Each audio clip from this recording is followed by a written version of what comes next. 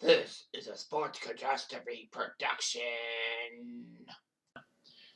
Hey there, hello, ho there, it's Jeff Cutter Diving. Welcome you to another Sports Catastrophe birthday boy. And the birthday boy for today, November the 19th, is a prominent U.S. sports journalist who is known for being part of ESPN's Pardon the Interruption since 2001. Can you believe it? He's been on for 20 years and he's still there. Yeah, he's a commentator for ESPN as well, and former columnist for the Washington Post. He is Michael Wilbon. Michael Wilbon is 64 years old today, and he was born and raised in Chicago, Illinois, going to Northwestern, because, that's Chicago's university, went to Northwestern School of Journalism, and he wrote for the Daily Northwestern. He would have several internships with the Washington Post in 1979 and 80, and then he went for the Washington Post once he graduated. He would cover college sports, baseball, the NFL, and the NBA. He would be a full-time columnist in 1990.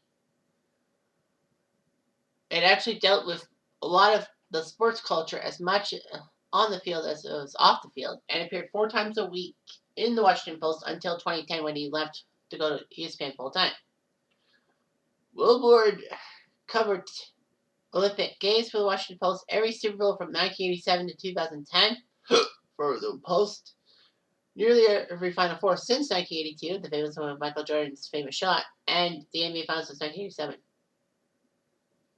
He actually was the only reporter outside of Hawaii to cover the historic basketball upset, which I talked about last year, or about Chaminade being Virginia, the number 1 team, and Chaminade was an NAIA team, even below Division II in NCAA. He was around to cover the 1982 Aloha Bowl in Hawaii for Washington, Maryland. That game would actually be a key game because that was the first time Hawaii got a bowl game since 1952. Was the 1982 Aloha Bowl. Washington kind of fell on hard times during the thing, but anyway, it didn't matter. They went to the Aloha Bowl, which has been a staple since in a shape or form since 1982. And of course, that was 2 days after Chaminade upset Virginia. Wilbon was one of the best deadline writers in American newspapers and was actually named top sports columnist in 2001. So anyway, he left in 2010 to join ESPN, as I said. So anyway, he would actually be part of ESPN's daily opinion forum, Pardon the Interruption, with Tony Kornheiser in October of 2001. He was known for being the yin to Tony Kornheiser's yang and all that.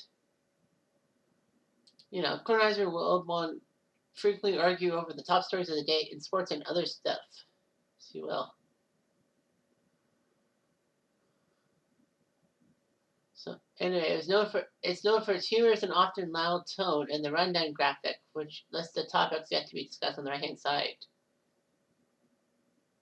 And in fact, that rundown graphic has been so popular, it's been improvised in SportsCenter's early morning editions.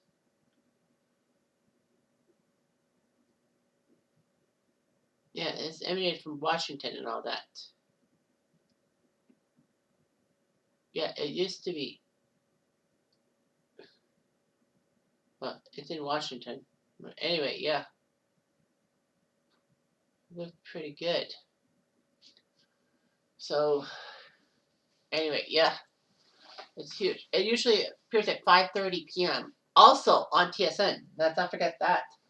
It's on TSN at 5:30, just like ESPN said at 5:30.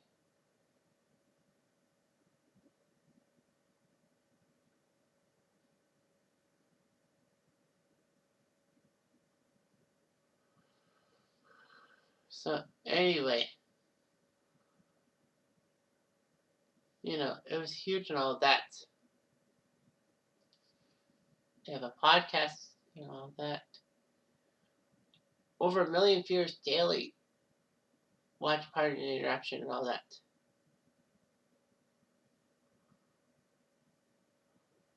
So yeah, segments, headlines, they cover headlines and all that. 5 good minutes would be tough with guests and all that. And happy time is the third segment, errors, omissions, and the big finish about sport topics and all that.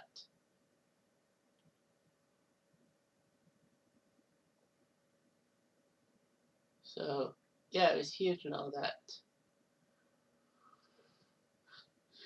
The banter, they had a lot of banters and all that, games and everything.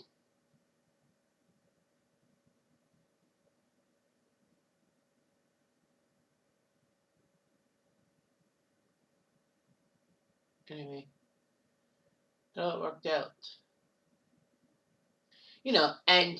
With it being Canada, they would wave the Canadian flag saying that, Canada doesn't get that last part of the thing.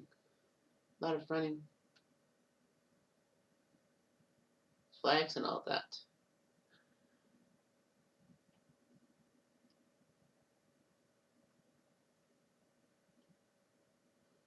So anyway, so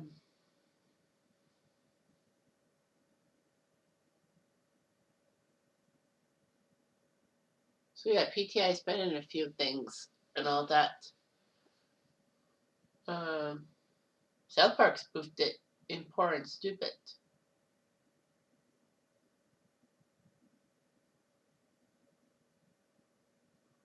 So yeah, NBA Live 07 for PS3 had PTI in it. Pardon the interruption. I didn't know that. So I'll take a good look at that.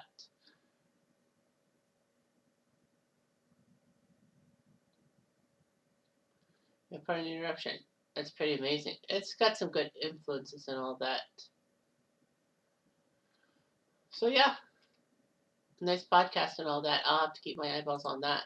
But yeah, so Wilbon does his job for ESPN and all that. He lives in Bethesda, Maryland, and has one child through surrogate.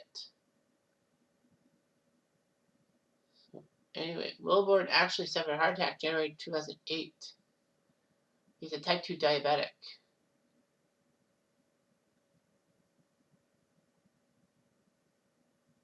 Wilbon threw the ceremony first pitch at a Cubs game in 2008, but he bounced it. And, Kornheiser would frequently friendly tease him with that thing.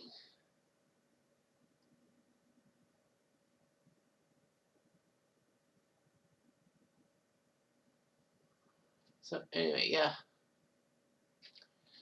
Michael Wilbon is a great guy. And, the show was pretty good. I used to watch it pretty much a lot, but then I changed my tone. Why? I don't know. Anyway, I'm done. I'm going to do.